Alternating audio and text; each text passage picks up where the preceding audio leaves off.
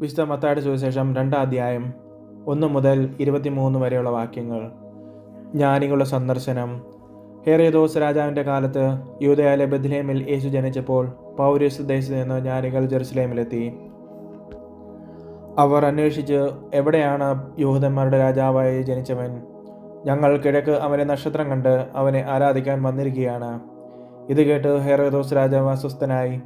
അവനോടൊപ്പം ജെറുസലേം മുഴുവനും അവൻ പ്രധാന പുരോഹിതന്മാരെയും ജനത്തിൻ്റെ ഇടയിലെ നിയമജ്ഞരെയും വിളിച്ചുകൂട്ടി ക്രിസ്തു എവിടെയാണ് ജനിക്കുന്നതെന്ന് ചോദിച്ചു. അവർ പറഞ്ഞു, യൂദയായിലെ ബെത്ലഹേമിൽ.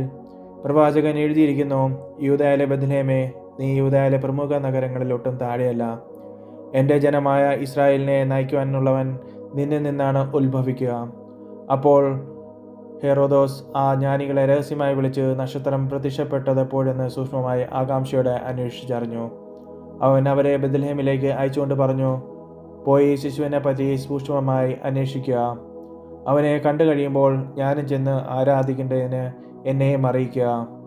രാജാവ് പറഞ്ഞത് കേട്ടിട്ട് അവർ പുറപ്പെട്ടു. കിഴക്ക് കണ്ട നക്ഷത്രം അവർക്ക് മുന്നേ നീങ്ങിക്കൊണ്ടിരുന്നു. അത് ശിശു കിടക്കുന്ന സ്ഥലത്ത് മുകളിൽ വന്നു നിന്നു. നക്ഷത്രം കണ്ടപ്പോൾ അവർ അത്യധികം സന്തോഷിച്ചു. അവർ ഭവനത്തിൽ പ്രവേശിച്ച് ശിശുവിനെ അമ്മയായ മറിയത്തോടും കൂടി കാണുകയും അവനെ കുമ്പിട്ട് ആരാധിക്കുകയും ചെയ്തു. നിക്ഷേപപാത്രങ്ങൾ തുറന്ന് പൊന്നും കുന്തിരിക്കവും മീറയും കാഴ്ചയർപ്പിച്ചു. ഹെരോദോസിൻ്റെ അടുത്തേക്ക് മടങ്ങിപ്പോകരുതെന്ന് സ്വപ്നത്തിൽ മുന്നറിയിപ്പ് ലഭിച്ചതനുസരിച്ച് അവർ മറ്റൊരു വഴിയെ സ്വദേശത്തേക്ക് പോയി. ഈജിപ്തിലേക്കുള്ള പലായനം. അവർ പോയി കഴിഞ്ഞപ്പോൾ കർത്താവിൻ്റെ ദൂതൻ സ്വപ്നത്തിൽ പ്രത്യക്ഷപ്പെട്ട് ജോസഫിനോട് പറഞ്ഞു, എഴുന്നേറ്റ് ശിശുവിനെയും അമ്മയും കൂട്ടി ഈജിപ്തിലേക്ക് പലായനം ചെയ്യുക. ഞാൻ പറയുന്നത് വരെ അവിടെ താമസിക്കുക. ഹെരോദോസ് ശിശുവിനെ വധിക്കാൻ വേണ്ടി ഉടനെ അന്വേഷണം തുടങ്ങും. അവൻ ഉണർന്ന് ശിശുവിനെയും അമ്മയും കൂട്ടി ആ രാത്രി തന്നെ ഈജിപ്തിലേക്ക് പോയി. ഹെരോദോസിൻ്റെ മരണം വരെ അവിടെ വസിച്ചു.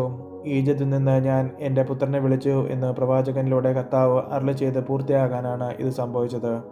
ജ്ഞാനികൾ തന്നെ കബളിപ്പിച്ചെന്ന് മനസ്സിലാക്കിയ ഹെരോദോസ് രോഷാകുലനായി അവരിൽ നിന്നും മനസ്സിലാക്കിയ സമയമനുസരിച്ച് അവൻ ബെത്ലഹേമിലെയും സമീപ പ്രദേശങ്ങളിലെയും 2 അതിലും താഴെയുള്ള വയസ്സുള്ള എല്ലാ ആൺകുട്ടികളെയും ആളയച്ചു വധിച്ചു.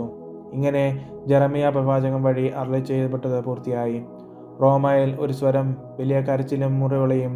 റാഹേൽ സന്താനങ്ങളെക്കുറിച്ച് കരയുന്നു. അവളെ സാന്ത്വനപ്പെടുത്തുക അസാധ്യം, എന്തെന്നാൽ അവർക്ക് സന്താനങ്ങൾ നഷ്ടപ്പെട്ടിരിക്കുന്നു.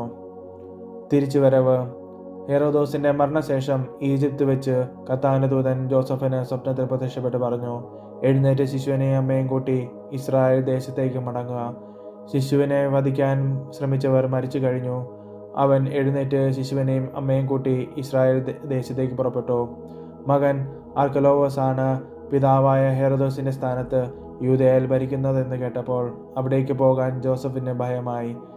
സ്വപ്നത്തിൽ ലഭിച്ച മുന്നറിയിപ്പ് അനുസരിച്ച് അവൻ ഗലീലി പ്രദേശത്തേക്ക് പോയി.